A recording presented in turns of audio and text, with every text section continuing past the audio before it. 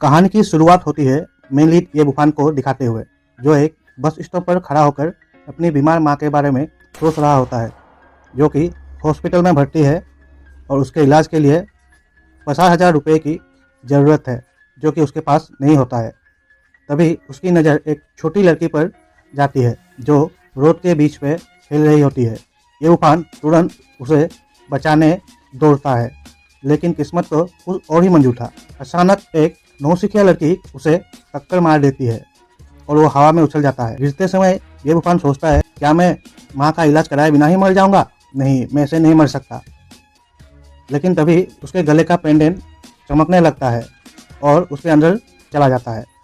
अगले ही पल वो खुद को एक अलग दुनिया में पाता है, जहाँ उसकी मुलाकात एक इमोर्टल से होती है। वो इमोर्टल बुफान की काइंडनेस को देखते हुए उसको ancient martial arts, medical skill और भी कई सारी इनहेरिटेंस देता है। फिर दिखाया जाता है हॉस्पिटल में, जहाँ ये बुफान अपनी आंखें खोलता है और खुद को हॉस्पिटल के बेड पे पाता है। अपनी न्यू पावर को महसूस करते ही उसे समझ में आ जाता है कि उसने भी जो देखा था वो सपना नहीं बल्कि हकीकत है। इतने में वही लड़की किन सुसु, जिसने कि उसे टक्कर मारी थी, वो उसके पास आती है और अपने इंट्रोडक्शन देते हुए उसको कहती है कि अभी वो ये बुफान की रिस्पॉन्सिबिलिटी लेगी।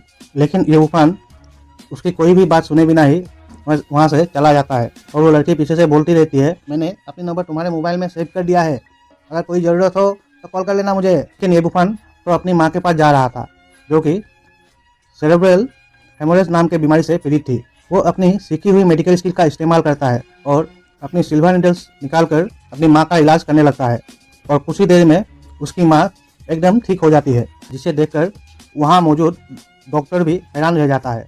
फिर वो डॉक्टर ये बुफान से हॉस्पिटल की बिल भरने को कहता है और एक लंबी चौड़ी बिल पकड़ा देता है। इस बिल को देखकर ये बुफान को गुस्सा आ जाता है और वो कहता है, किस बात की बिल, जबकि तुमने सही तरह से इलाज भी नहीं किया और मेडिसिन भी गलत दे दी।